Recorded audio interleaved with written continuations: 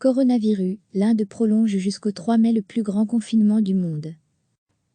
Le Premier ministre indien Narendra Modi a annoncé mardi la prolongation au moins jusqu'au 3 mai du confinement de son pays de 1,3 milliard d'habitants, la plus grande population au monde soumise à ce genre de mesures, dans la lutte contre la pandémie de coronavirus. Un confinement sévère est en place au niveau national depuis le 25 mars, dans la deuxième nation la plus peuplée de la planète. Il avait été initialement déclaré pour 3 semaines. Mais face à l'accélération de la croissance de cas locaux de Covid-19, de nombreux États avaient appelé ces derniers jours le gouvernement central à prolonger le dispositif. Degré retrouvé, tout notre dossier sur le coronavirus d'un point de vue économique, nous avons payé un prix important, a déclaré le dirigeant nationaliste hindou, dans une adresse télévisée à la nation, mais les vies des Indiens sont bien plus précieuses.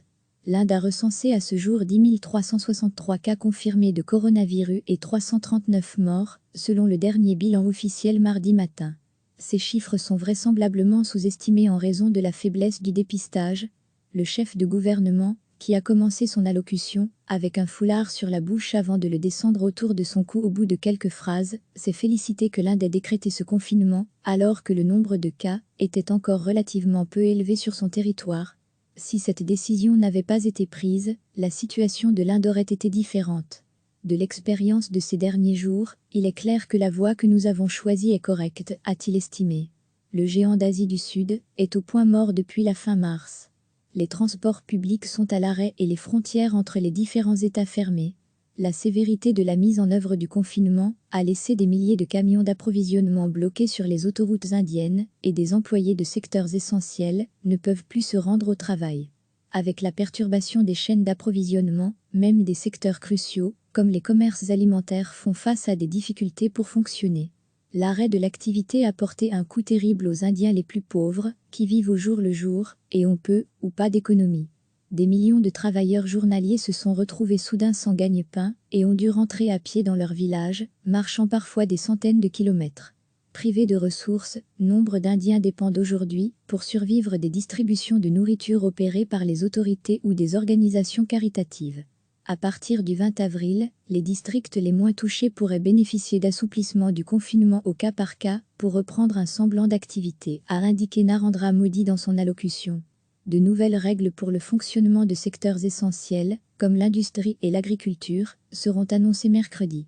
Des analystes s'attendent à une croissance de seulement 1,5 à 2% pour cette année en Inde, bien en dessous des 8% en progression annuelle dont elle a besoin pour absorber le million de jeunes entrants chaque mois sur son marché du travail. AFP recevait chaque matin l'essentiel de l'actualité.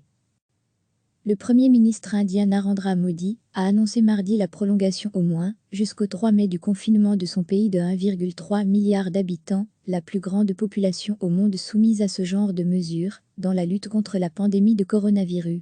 Un confinement sévère est en place au niveau national depuis le 25 mars, dans la deuxième nation la plus peuplée de la planète.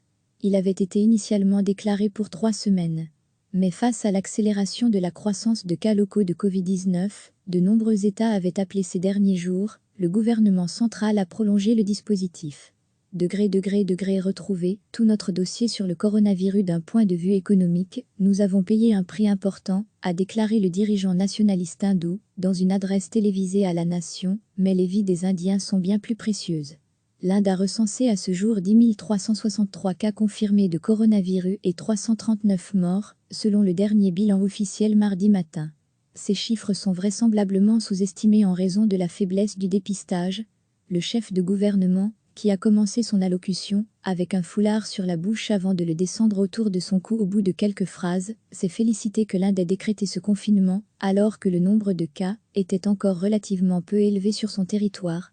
Si cette décision n'avait pas été prise, la situation de l'Inde aurait été différente. De l'expérience de ces derniers jours, il est clair que la voie que nous avons choisie est correcte, a-t-il estimé. Le géant d'Asie du Sud est au point mort depuis la fin mars. Les transports publics sont à l'arrêt et les frontières entre les différents États fermées.